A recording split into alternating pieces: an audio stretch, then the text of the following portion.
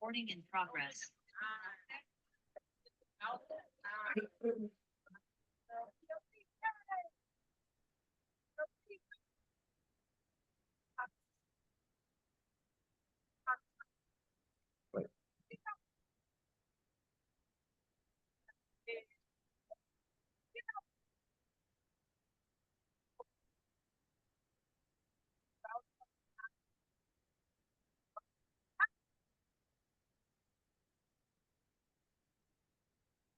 Yep to the yep. You already know what time it is, man. It's your girl POC. We locked and loaded each and every Friday. I'm on your midday dials, 98.5 WJYM Friday show, live and clear. Make sure you tell a friend to tell a friend. Every Friday, we want you to join in on the conversation. We want you to be a part of it. Make sure you follow us Facebook, Twitter, and Instagram at revive_POC. You can always listen to us live at uptownradio.org. And you can always just simply get in your cars and share it with your friends, man. 98.5, turn your radios up, keep your dials locked. You know, we got a special guest here on Revive Radio, man. I'm excited to be speaking with this young woman. She's bringing an entire conference for the third time to the city of Philadelphia. She's doing it big. We got Jenae Johns on the line. Please introduce yourself and let the people know exactly who they're listening to. Hey, everyone. This is Jenae Johns. I am president of an organization called Once Upon a Preemie, and I'm excited to join you tonight. Yes. And Once Upon a Preemie, you do a lot of different things. You're an organization that is definitely community-based and making sure you're getting out and engaging with the community, educating first and foremost. And this weekend, you're actually bringing the third annual Black Maternity Health and Neonatal Equality Conference to the city of Philadelphia. And I want to talk a little bit about that because people can be a part of this. It's going down at University City in Philadelphia. Jenae, tell us a little bit about the conference and you know, why is it so important that people understand? Yes, we are excited that we're hosting our third annual Black Maternal Health and Neonatal Equity Conference this Monday, November 18th at the Study in University City. This is a full day of let's just roll up our sleeves and talk about the issues around prematurity in the Black community. By us, for us solutions, healthcare providers and professionals, preemie parents, advocates, business leaders. What is happening to our brown bodies that's making our babies be born early? And more importantly, what solutions can we put in place that are going to help prevent this and or help moms and families feel supported when their babies have to live in the hospital until they're healthy enough to go home? This issue is really important, not only because it being Prematurity Awareness Month, November is marked Prematurity Awareness Month, but I was the mom who gave birth extremely early and had to live through this journey and know all the pain points associated with having a baby who's not done baking, who needs to live in a hospital system that's not that culturally sensitive or culturally appropriate to deliver good care to us. And, you know, you're bringing us to the city for the third time. And, you know, before we jump into the conversation, can you just give us a brief overview of what maternal health and neonatal, you know, equality even looks like from a standpoint of just like understanding? Like, what does that mean? Sure. Black maternal health is our health for our bodies when we are pregnant. It is very important that we do all that we can from a healthy living standpoint, a healthy mental standpoint before we even get pregnant. But when we get pregnant in this country, for whatever reason, our bodies and our babies are either not surviving labor and delivery. So there are more Black moms and Black babies who die at higher rates due to high maternal morbidity and mortality rates. But then there are also a lot of Black moms and babies whose babies are born premature, right? Who are born early. And getting to full term is very impregnating for every baby. Getting to full term pregnancy and having a full term baby is important for everybody because it gives the baby the highest chance of survival. It gives the baby a fighting chance at survival. And not just surviving, but thriving once they are born. But if a baby is born early and has to spend time in the hospital, that means they're a little sick or they're a little undercooked or a little underdeveloped. And unfortunately, not every baby who was born early survives that path and journey to get home. And so birthing a healthy baby is our birthright in this country. We are sounding the alarm as Black maternal health advocates to say, hey, United States, You guys have figured out COVID in less than a decade. We are now in person. Did they really? Did you give them a lot of credit with that one? I mean, all right. Maybe they didn't figure it out, but we are outside. Are we not back outside? I feel We you. are back outside. We are without masks and gloves, right? We don't know who's vaccinated, who's not vaccinated, but we back outside. We are not stuck in our house like we were on Zoom in 2020 and part of 2021. So if we can figure out how to get people back outside, right? And keep as many people alive after a global pandemic, what is so wrong with this system that they can't keep Black babies and Black moms alive and healthy pre, during, and post pregnancy? And we're not having it. We want our healthcare counterparts, we want our healthcare systems to do better by us and for us. And in the meantime, while they're still trying to figure things out, there are so many Black maternal health advocates like myself and others right here in our city who are doing some phenomenal and amazing work to stand with moms, to provide resources and support, to try and get them through that birthing journey as healthy as possible. And I truly believe that the solutions that Black women create for Black bodies and Black babies is what will solve this crisis for us. We just need everyone else to catch up and pay attention. For sure. And, I want to also piggyback on when it comes down to what just previously happened with this heightened election season, right? And it's just a coincidence that you're having something right around the time where, fertility, maternal health, it's being placed on a ballot, like it's being up for, discussion around legislation and policy, where you're just simply talking about choice. You're simply just talking about health and a woman's, decision in general. But now it's become a conversation where policy and laws can be pretty much enforced of how women think and how they want to make these choices. And I just want to ask your personal opinion. I know you're going to talk about it, at the conference, or I'm not sure if you do want to talk about it at the conference, but I know that these are things that Black women in particularly in, Southern states are really scared right now. And a lot of fear is being pushed out. A lot of misinformation and disinformation is being pushed out. So by you doing this work, what are you and your colleagues talking about to actually help with women who are dealing with these issues or in a crisis, honestly, because some states have voted against it? We've been in crisis mode, which is really why a lot of this work has started for a lot of the Black maternal health advocates who are now sounding the alarm and doing the work. We really wish that we could look into a glass crystal ball and have the answer to that question, but right now we don't. I believe that a number of us who have been at the helm of this work for some time, even before COVID, even before 2020, need a moment to process and heal, to be honest. We need a moment to take a deep breath, say, okay, this is our new reality. What's our strategy moving forward? We are in a very unique place here in Philadelphia and within the state of Pennsylvania because just last year, we had three Black councilwomen, three Black state representatives who came together to form the Pennsylvania Black Maternal Health Caucus. This is Pennsylvania's version of the federal Momnibus package, which is a collection of, like, at the federal level, it's 13 bills, but here in Pennsylvania, it's a collection of 8 bills to make sure that we're doing our part to address and prevent as many Black moms and babies from dying during their birthing journey, and to also prevent premature births. And so within less than a year of our Pennsylvania Momnibus package of 8 bills moving out to the governor's office for approval and for signature, we've gotten 3 of those 8 bills passed. Getting doulas reimbursed so that when moms become pregnant, they can have an additional advocate to help them navigate the healthcare system and do home visitation.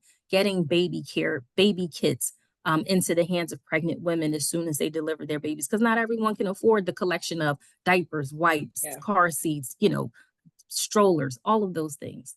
And there was one that was just passed today that I need to get caught up on. I believe it's around maternal mental health.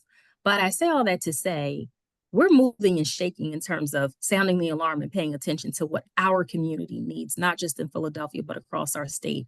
We are hoping as advocates and as women impacted by these issues, those provisions won't roll away as quickly as the new administration is promising that they will. Here's the reality. We've lived through his administration before, and he didn't have a focus on stripping away women's rights to their bodies, right? That was not his focus then.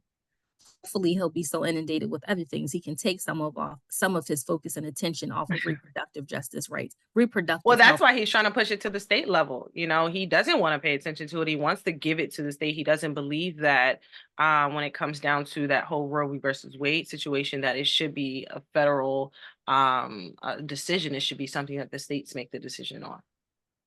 We need more advocates. We need more voices. We know not every decision that's made in this country is made fairly, and we know it's not always made equitably. But if we can take some of what we've created here in Philadelphia and at the state level with the Pennsylvania Black Maternal Health Caucus and help other states to implement them, there may be some hope. I wish I had a better answer for you, but I don't. I don't know how long it takes at the federal and even at the state level it takes to undo the Affordable Care Act, also known as Obamacare. Right now, we're still pretty safe and we're still pretty protected because insurance companies get reimbursed from every provision in Medicaid in the Obamacare, in the Affordable Care Act, also known as Obamacare. All right, I'm trying to get it out without but I'm saying all that to say there will be some changes. And I think we all have to roll up our sleeves and start to strategize and be creative around how to work around if we have to make sure we're protecting our moms and babies. It's our duty because clearly the United States doesn't care. For sure. And for those who are just tuning in, you're listening to the Friday show. We have the president of What's Upon a Preemie, Inc. on the line with us, Jenae Johns. And she's actually bringing the 3rd annual Black Maternal Health and Neonatal Equity Conference to the city of Philadelphia on November 18th at the Study and University City here in Philadelphia. And before we get into the conference, I want to ask you this last question based on your personal opinion, right? Because just thinking about it, just as you talked about, just the overall cost that, goes into building a family or actually getting pregnant and having a child. Where do you think this funding now is going to come from more grassroots organizations such as yourself to continue to do the work? Because it's going to be needed more than ever, if these policies and laws really start to get into effect, over these next 4 years and trickle down to a state level where the states are not putting any funding into even on a level of keeping it as far as public health, a safety, keeping it off of risk of being a public safety issue, or just simply funding nonprofit organizations, grassroots organizations like yourself to keep doing the work.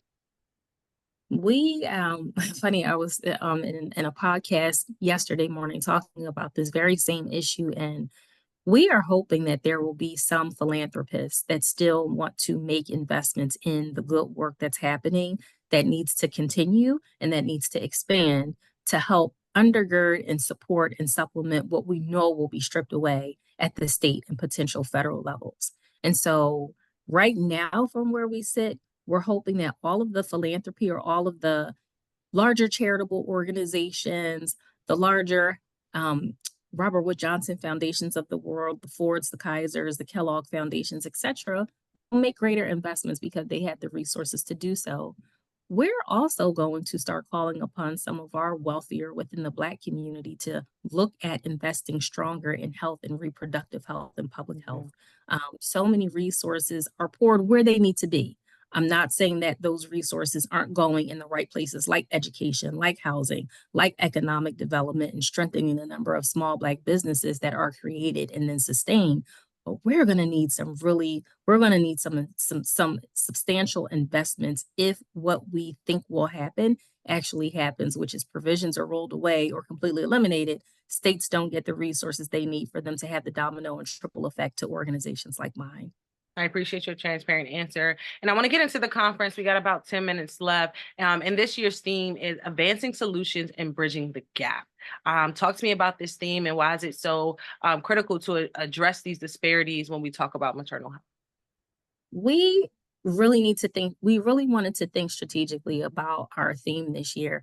We didn't even know the results of the election. First of all, when we selected our theme, we didn't even know that Biden wasn't going to be able to continue. To keep going, yeah. Right. We didn't even know he was going to keep going. However, as we are in such a time as this, it's still very appropriate for us to talk about advancing solutions because, like I said earlier, we really do believe at the grassroots level, at the level of women who have experienced these birthing traumas, as women who have been ignored, forgotten about, discriminated against, treated unfairly.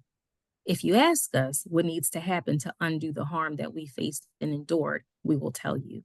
And Mhm. so stop looking to peer review journal articles with research data that is underrepresenting us or representing the wrong picture about our birthing realities in this country, and look to and advance those community-based solutions, those Black women-led, those Black woman-serving solutions that are working in communities and in smaller pockets of communities. We just need investments and partnerships to take what we're doing to scale so we can change these data statistics going in the wrong direction.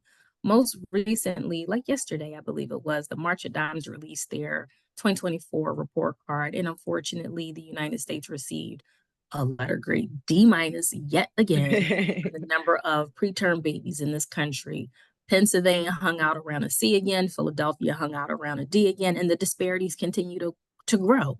The Mhm. differences between Black moms and white moms and other moms continues to widen. And so we're like, why are we going to keep implementing the same healthcare solutions, the same strategies, if they're not working? They're not Mhm. helping to close gaps. They're not helping to save lives. So why don't you look upon people like us who not only lived through the experience, but took action around that experience and put out a program or a service or an organization to close a gap to advance it. And then we do believe that we do still need partnerships. We do still need a lot of bridge building between healthcare provider and patient, healthcare provider and institution and community. So what do we need to do to come to reconciliation and healing so that we aren't sitting on polar opposite ends of the spectrum trying to support the same population?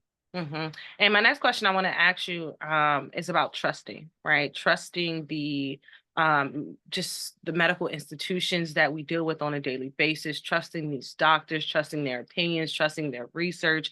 It is all up in the air now, right? Because we have just so much wealth of technology where you can actually Google something and now you believe you're a doctor now, So just when it comes down to the trust factor in general, what can you put out there for our listeners and also for those who are interested in attending the conference?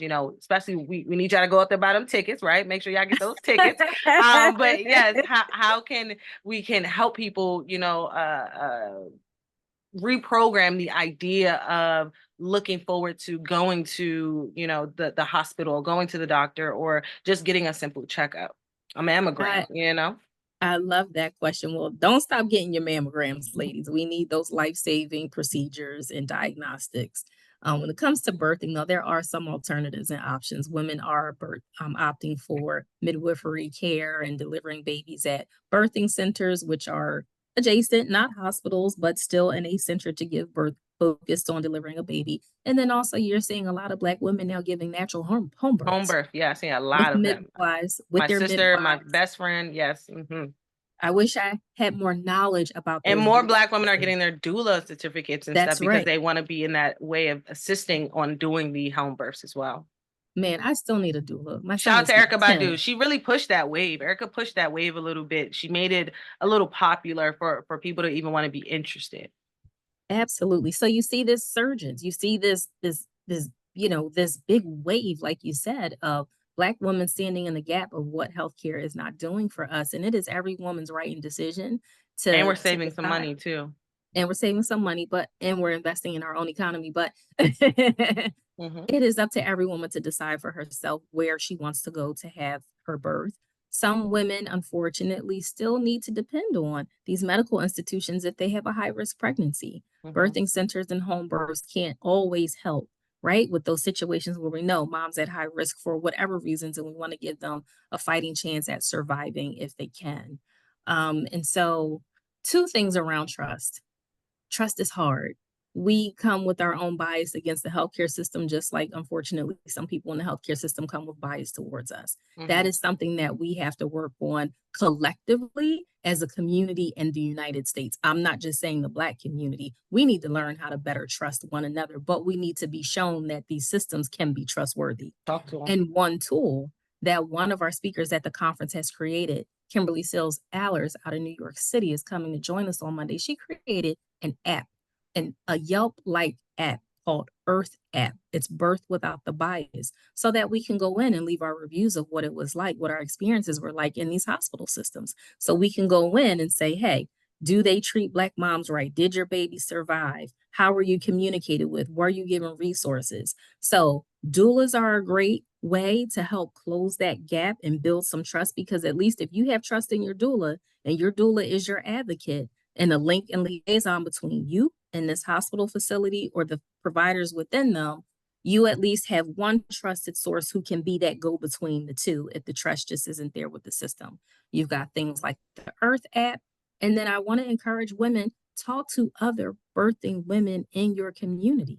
They're going to be your best ally. They're going to be your best resource. You guys can exchange notes, lean on organizations like Once Upon a Preemie, Coco Life, Black Maternity Care Coalition.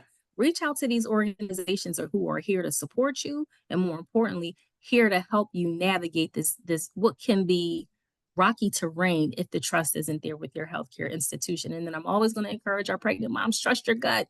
If you're if you are in a doctor's office and something just doesn't feel right, that can be life or death for you and your baby. Run. Okay. Okay. I appreciate the Always trust your gut. transparency for sure, Jenae. Again, for those who just tapped in, you listen to Jenae Johns, president of Once Upon a Preemie, Inc. They're bringing the 3rd annual Black Maternal Health and Neonatal Equality Conference here to the city of Philadelphia, going down Monday, November 18th. Jenae, I want to just, end the conversation today with making sure people understand how they can get their tickets, website, social media, how they can support, how they can be a part of the conversation, what they can expect from the conference. We got about 4 minutes left. Oh my goodness. I am so appreciative for this conversation with you and for this question. Unfortunately, our conference just sold out this morning. Oh, that's a good problem. You got good trouble over there. I hear that. Yes, congratulations. So, thank you. While our conference is sold out, we would still love to invite anyone who wants to hang out with our crazy preemie community on November 17th, the day before. We're having our 2nd annual fundraiser, which is a party for a cause, a party for preemies, where we are just loving on and celebrating our preemie moms and our preemie families in our community.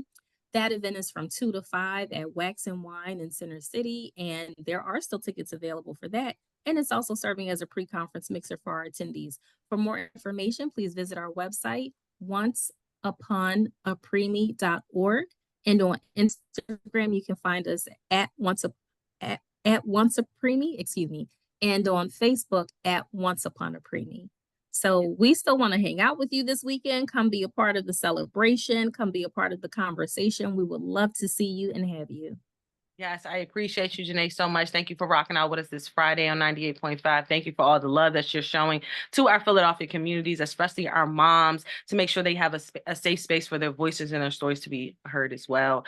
Thank you for the work that you're doing. Everyone get out there and get those. Well, you can't even get your tickets. I'm still excited, telling people to get the tickets, but go to the fundraiser so you can support more families who are in need of help when it comes down to making sure that their families are being supported if they're dealing with any type of maternal health issues. Thank you again, Jenae, for your help.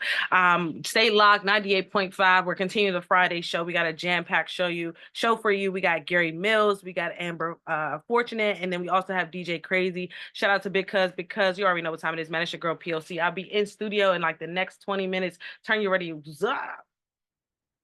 I truly appreciate you, Jenae. Thank you for everything. Yes. Thank you so much.